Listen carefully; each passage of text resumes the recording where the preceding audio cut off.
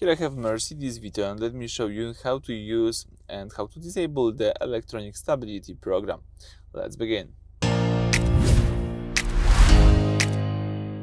So at the very beginning, let's start by using the infotainment system of the Mercedes.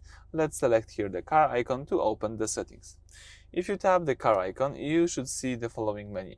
Let's choose here the first tab, which is the assistance, and then let's select collision avoidance. And here you've got ESP, so electronic stability program. Let me just tap it.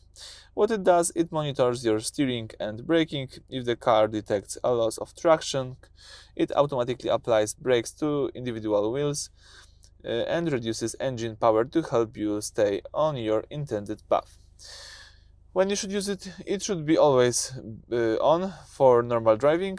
You only enter this menu to switch it to off in very specific situation, like being stuck in deep snow or driving on a race track.